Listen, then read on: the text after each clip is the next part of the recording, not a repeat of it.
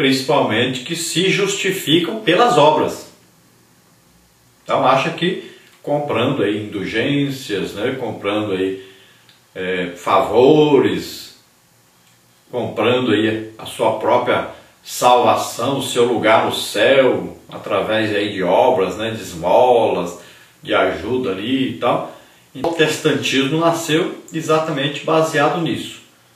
O justo vive pela fé em Deus, ele acredita que Deus é o soberano, que governa sobre todos, e acredita que a salvação não é por merecimento, nem por comprar a salvação, nem por adquirir a salvação através de atos, né? De principalmente aí esmolas, né? De ajuda, de dar dinheiro à igreja, de dar dinheiro para algum líder de igreja, de comprar aí lugar no céu. Então ele sabe que a salvação não é através disso, é pela graça de Deus, sem merecimento e só através de Jesus Cristo, somente por crer no sacrifício que Jesus fez em nosso lugar.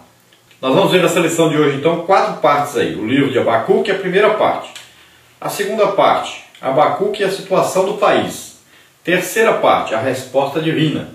E a quarta parte, Deus responde pela segunda vez. Vamos ver a primeira parte então, o livro de Abacuque. E aí temos tópico 1, contexto histórico. Tópico 2, vida pessoal. Tópico 3, estrutura e mensagem. Então dentro do tópico 1, contexto histórico. Abacuque exerceu seu ministério quando os caldeus marchavam vitoriosamente pelo Oriente Médio. Tal marcha iniciou-se em 627 a.C. e foi concluída com a vitória sobre o faraó Neco do Egito na Batalha de Carquemes em 605 a.C. Você pode ler sobre isso em Jeremias 46:2. Tempo em que, de fato, os caldeus tornaram-se um império pujante. E isto mostra que o profeta era contemporâneo de Jeremias e Sofonias. Você pode conferir essa época em Jeremias 1:1 e Sofonias 1:1. Ele menciona ainda a opressão dos ímpios sobre os pobres e o colapso da justiça nacional. E descreve também o cenário do reinado tirânico de Jeoaquim, rei de Judá, entre 605 e 598 a.C. Veja aí, confere com Jeremias 22:3, de 13 a 18. Então, para nós situarmos aí a época em que Abacuque profetizou, a mesma época então de Sofonias e de Jeremias. Ali estava então o exército babilônico se formando, se crescendo cada dia mais, e a nação ali, o império babilônico, se desenvolvendo e aparecendo agora como um grande império. E nós vamos ver que como Babilônia já estava passando por aquela região ali, já vinha do Egito, que havia dominado já os exércitos egípcios, então eles aproveitaram para passar em Judá, para também dominar sobre Judá. E era o tempo ali do reinado de Jeoaquim, aproximadamente aí no ano de 600 a.C. Vamos ver em tópico 2, vida pessoal. Não há informações dentro ou fora do livro sobre a vida pessoal de Abacuque. Apenas temos a declaração de que ele é profeta. Detalhe este também encontrado em Ageu e Zacarias. A partir dessas poucas informações e pela finalização do seu livro, muitos estudiosos entendem que Abacuque era um profeta bem aceito pela sociedade e, há quem afirme, oriundo de família sacerdotal. A literatura rabínica apoia essa ideia. Então, tudo que se conhece a respeito do profeta Abacuque é o que ele escreveu aí, que não diz quase nada. Não diz de que família é, não diz o rei que estava governando, não fala quase nada para identificá-lo, de que família ele era, onde ele nasceu. Se sabe então que ele profetizava ali na área de Judá, no território de Judá, e se sabe que ele era profeta. Então alguns imaginam que ele era filho de algum sacerdote e que ele era bem aceito pelo povo. Parece que enquanto Jeremias já profetizava mais para a elite, né, já conversava mais assim com o rei, né, e viveu muito tempo até aprisionado, sofreu muito, já o Abacuque profetizava mais entre o povo. Então enquanto Jeremias vivia mais ali sofrendo, aprisionado, o Abacuque vivia ali mais entre o povo, profetizando ali, falando a respeito da justiça de Deus, que viria o castigo de Deus sobre o povo, porque o povo estava merecendo. Então ele condenava ali a situação que estava ali e clamava a Deus para dar uma solução àquilo. Estrutura e mensagem. No estudo passado aprendemos que o termo peso indica uma sentença pesada e profecia. A exemplo do livro de Naum, esse oráculo foi revelado a Abacuque na forma de visão. A profecia divide-se então em 3 capítulos. O primeiro denuncia a corrupção generalizada da nação e a consequente resposta divina. O segundo, outra resposta do Eterno. E a terceira, a oração de Abacuque. Então, em suma, aqui o livro de Abacuque se divide aí em 3 partes. A primeira parte, Abacuque fala para Deus sobre a situação de Judá e pergunta se ele não vai tomar alguma providência. E Deus responde que vai tomar providência, vai mandar a nação babilônica invadir ali como juízo sobre eles. Na segunda parte, agora o profeta diz: mas o Senhor vai mandar uma nação ímpia para invadir povo justo? Como justo? Se ele tinha acabado de dizer que a nação estava em pecado, estava vivendo impiamente, né? Mas então aí vem o segundo capítulo com a resposta de Deus, dizendo que esta nação também depois sofrerá o juízo de Deus, diferente do juízo que Deus estava aplicando sobre Judá. Judá era para correção e Babilônia depois seria para destruição. E o capítulo 3 já é uma poesia, e já é um salmo, né? Já é uma coisa escrita por Abacuque, louvando, adorando a Deus, reconhecendo que Deus é justo. É mais uma oração de Abacuque. Então, o oráculo divino, que possui a mesma estrutura dos salmos, tem como principal ênfase a fé.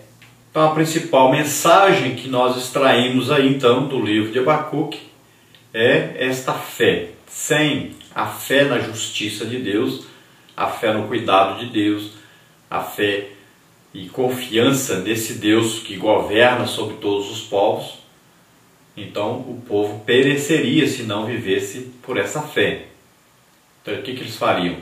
Não acreditando na justiça de Deus, na providência de Deus, não recebendo o castigo de Deus, a correção de Deus, eles então enfrentariam os exércitos inimigos e morreriam. Mas aquele que acreditasse e confiasse em Deus, esse então se entregaria aos exércitos inimigos e não morreria. Seria levado cativo, ou ficaria ali debaixo de ordens do governo babilônico vivendo em Israel. Porque eles não levariam todos também. Então escaparia com a sua vida aquele que acreditasse, tivesse fé em Deus. Na parte 2 nós temos aí Abacuque e a situação do país. Tópico 1, o clamor de Abacuque. Tópico 2, a descrição do pecado. Tópico 3, o colapso da justiça nacional. Então, tópico 1, o clamor de Abacuque. O que ocorria em Judá ia de encontro ao conhecimento que Abacuque possuía a respeito do Deus de Israel. Mas como é possível aquele que é justo e santo tolerar tamanha maldade? O profeta expressa sua perplexidade na forma de lamentos. Até quando, Senhor?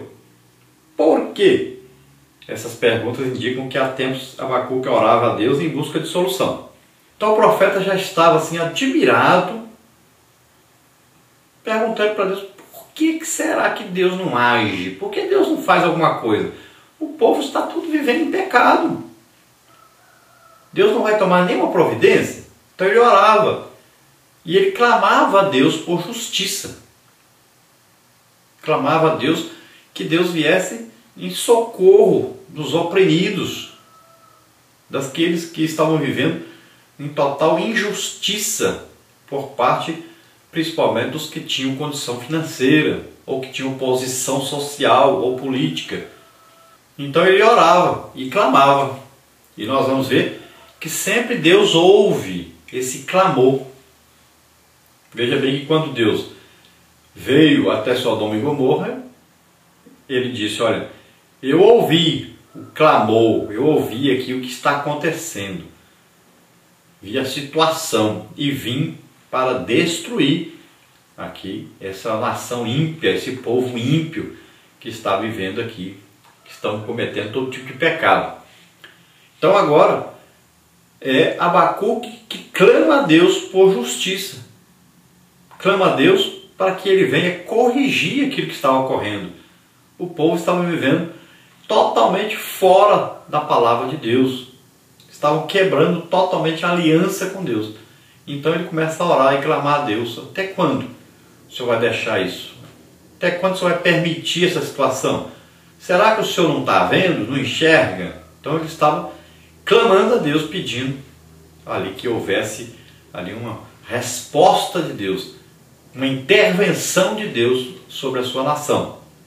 Tópico 2, a descrição do pecado. Assim o profeta resume o quadro desolador do seu povo: iniquidade e vexação, destruição e violência, contenda e litígio. Então a Bíblia Almeida Revista e Atualizada emprega o termo opressão. A Bíblia, a tradução brasileira, usa perversidade no lugar de vexação. Então a estrutura poética dessa descrição revela a falência da justiça e o abuso opressor das autoridades em relação aos pobres. Então havia ali toda sorte de pecado, além de idolatria, também existia ali então a opressão aos pobres, o falso juízo, né, que já era decidido por quem pagava mais, então ganhava sempre as causas quem tinha dinheiro.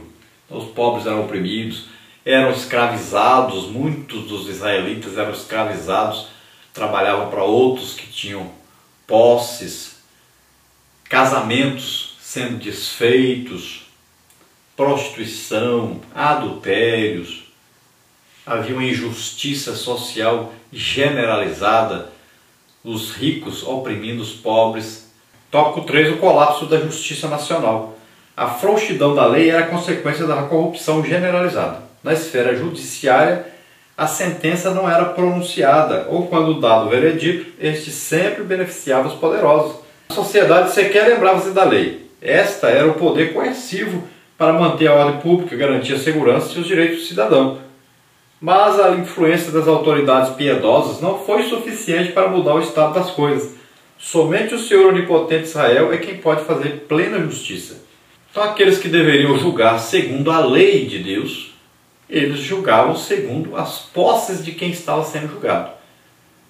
Quem ganhava, quem tinha dinheiro para pagar.